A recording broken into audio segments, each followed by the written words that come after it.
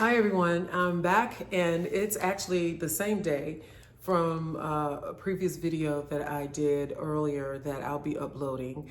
And so I feel pretty good about myself today. It's a good day. By that I mean emotionally and mentally. And since I was doing other media for my company, I was thinking, I said, you know what? After I did the other video, I said, they don't have an update on the permanent custody hearing that literally I have been waiting on for 4 years. For 4 years. So we got the temporary order in 2020 when the divorce was final. And for a number of reasons that I named in other videos, the permanent hearing had been delayed for many reasons. Some had to do with work schedules. Others had to do with the need to change attorneys, and then criminal things supersede family law. So if your lawyer does both, if he gets called into a trial, or he or she, it's a wrap. Your stuff is getting ready to get pushed. And that's what happened on several occasions. So we finally, at the beginning of this month, which is the month of May 2024, had our permanent custody hearing. Today is May 22nd. It's been exactly 20 days since the hearing, and we do not have a judgment.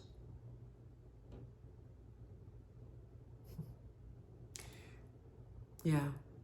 So what was interesting about it, so I think I might have told you guys that my ex changed his mind over the course of a couple of years, a year and a half or whatever, into the temporary order that we had, and decided that he didn't want more visitation.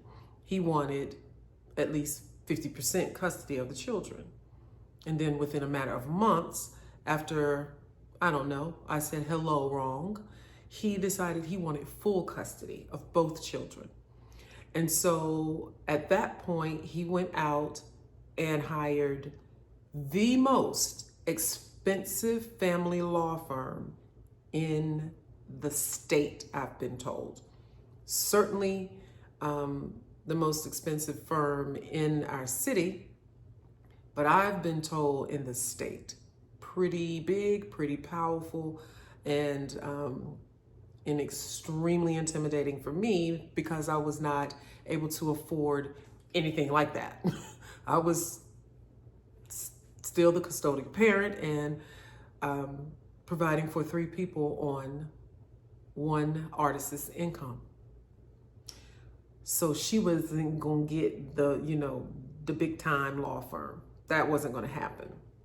But as we've discussed before, that also was not necessary because the Spirit came in very quickly and said, you are forgetting who you serve. You are forgetting who's with you. You don't need that. And so I was able to procure a lawyer, a single lawyer who works for himself. And when we did so, it's so much that I have to catch you guys up on. I don't know why I said we had. So in the midst of waiting for this permanent custody trial, because there was no settling, there was no, even though I tried several times, we just, if you know anything about dealing with a narcissist, there is no peace, there is no agreement, there is no coming to any understanding.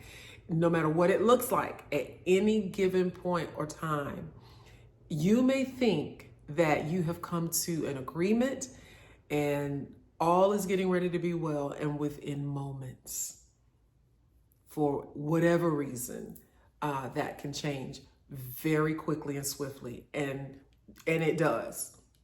Period. It does. And so there was fraudulent, baseless CPS calling, uh, trying to get emergency custody based upon so-called fear of abuse to the children. All of it was tossed. All of it was tossed, and this was done to leading up to, of course, what our permanent court hearing. And so, but even though it was tossed out and dismissed, and there was, of course, no findings of abuse, so no need for emergency custody or emergency removing of the children from their mother, it was heartbreaking, infuriating, insulting, and stressful, and very stressful.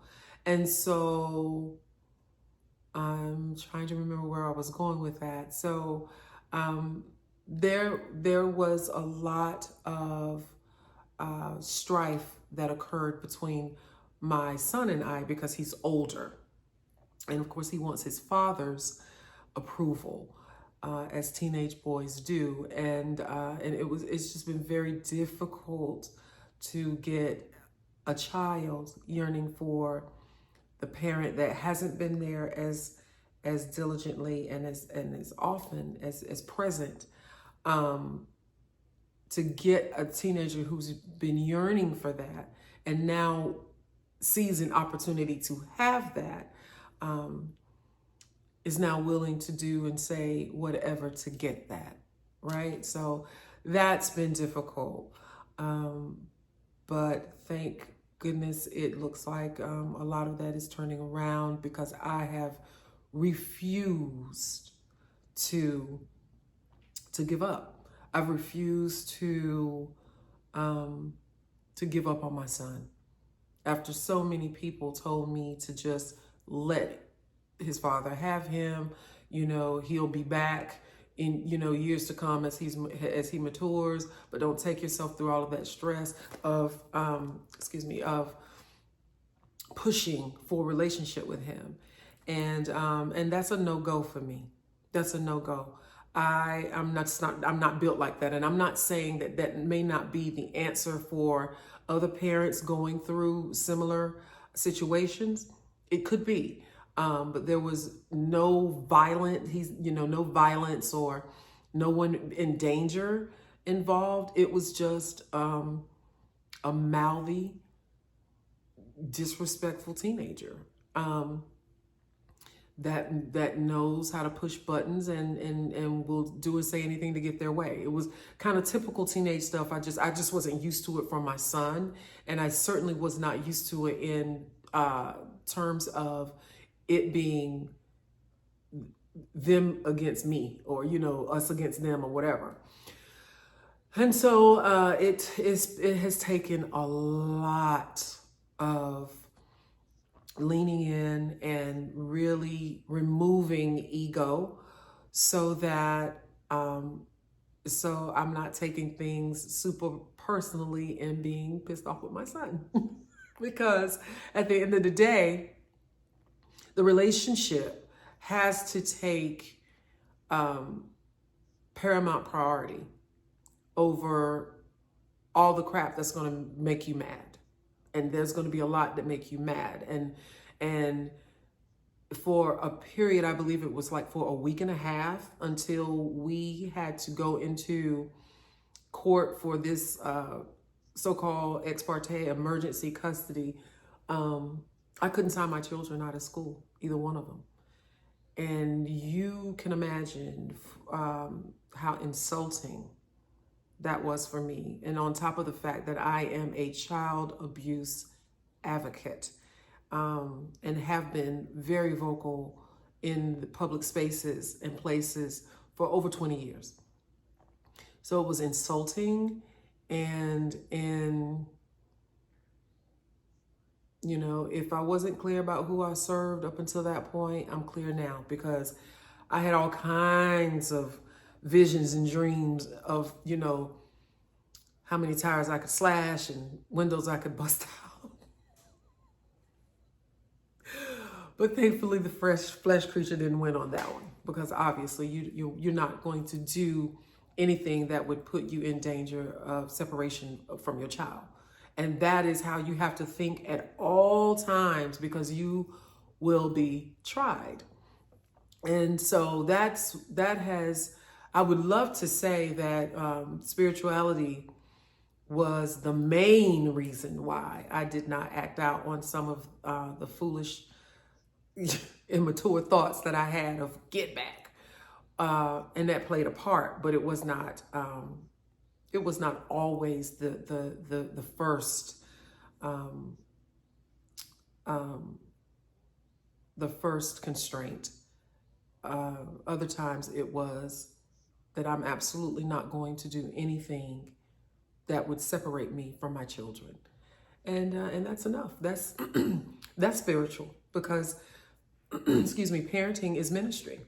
As parents, it's our first ministry, because if you are not a good parent, being a good steward over the children that you have been blessed with, what more would you have to minister to anyone else about? So that's a word in and of itself. So anyway, sticking with the update. So yeah, 20 days later, we still don't have a judgment. So that's been, I was going to say torture, but it hasn't been torture. It was kind of, like after, I guess, day 5, 6, then the weekend comes and it's like, okay, well, what's going on? Especially because my son has still been with his father, but not legally, because I am still the legal custodial parent. And so that would mean what? My ex is in contempt of court. So you would think that that would be kind of closed and shut, in contempt of court. A kid has to go back home, blah, blah, blah, blah, blah. Not the case. And I don't know what the case is. So I'm not going to disrespect the judge's process or the courts, because it could be a matter of, what do you call it? Backup or the courts being backed up with cases. It could be a matter of that. I try not to let my mind run away with me, because it's very easy, especially as a creative. And so I have tried very, very hard to stay positive and to stay in the vein of what I've been getting through prayer and meditation and devotions. And in particular, during this time, I got a word. And I don't know about you, but for me, that's all I need. All I need is a word from God, and I will hang on to that thing tooth and nail, fingernail to toenail, because I know for a fact that God is not a man to lie, and that God looks after and hastens to his word to perform it, and no word of God returns void. So that has given me a peace while I am yet in the waiting mode. So I will put the scripture that was given to me in the description box below so that you can reference it yourself. But I'm also going to read it, because just in case you don't get around to reading it yourself, I want to put this out there and put it in someone's ear who needs to hear it, and take this as if you're going anywhere near through what I have been going through regarding custody, I want you to take this as your word. This is the word of the Lord from the book of Isaiah, as some say, Isaiah chapter 60, and all the way down to verse 22. I like it in the New Living Translation, and so that's where I'm going to be reading it out of. And it's just the one verse, which was enough for me. It says, the smallest family will become 1,000 people, and the tiniest group will become a mighty nation. At the right time, I, the Lord, will make it happen. So that's what has been keeping me. All right. So still need your prayers. So that's that. That's the update on custody. So there was a video or two, like 2, 3, 4 videos ago where I was joking around about the car and different things that, that I either had to let go or were lost in the melee of separation and divorce and the hit that, you take financially, or that I have taken financially, taking the leap with 2 children. And at the time they were still small, on my own. So I joked about the car and the fact that, my mom was sweet enough to allow me to use hers. And it was something, I was having one of those pity party moments when I was talking about, I of course, like everybody else, likes nice things, and it's an old lady car, but we're not going to talk crap about the car because it's never given me any problems. Well, this is just to let you know how powerful this mouth of ours is. No sooner as I made that video, that car died, child. That car said, we're done. But grateful. That car went and travailed with me through the entire time of separation and divorce, and even up, until, the past few months of where we are now in the journey. So I don't know. I actually thought that I had like a deeper gleaning of why that took place, but it's one thing I do know, that the Lord did let me know that you are going to be fully restored and renewed. There are going to be some things that are just going to be new and not restored because they don't need to be. And so I've kind of taken that with a grain of salt, because after you have gone through a certain level of loss and the pain and all of that, a car, child, please. But so I just wanted to give an update on that, because I was like, I gotta tell these guys. Nobody would believe how I just spoke that, and I think it was a matter of a week, maybe 2 after that the car said, "See you later." But anyway, I am still yet holding on and being very hopeful and positive about the outcome. All is well, because ironically, my son turns 18 in about 5 months. And so the timing of all of this is also really, really strange. And, I don't know if I've said this before, but I likely would not have had a problem with him living with his dad his last year of high school. It's a crucial time in a boy's maturation. And obviously, any boy could benefit from having more intimate time with their father if the influence is of course healthy and positive.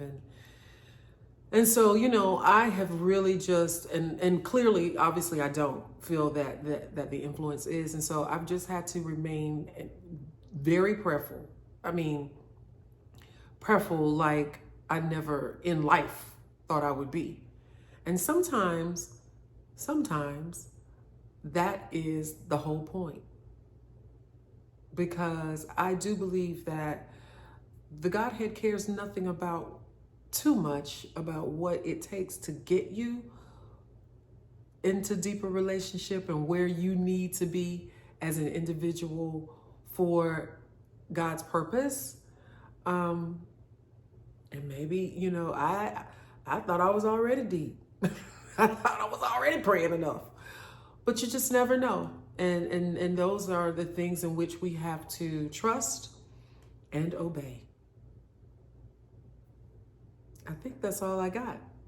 I'll just post this, and hopefully it will be a blessing to whomever needs to hear it. Thanks so much for listening. Don't forget to subscribe, and like, and continue to keep me in your good thoughts and prayers. I love you in the Lord.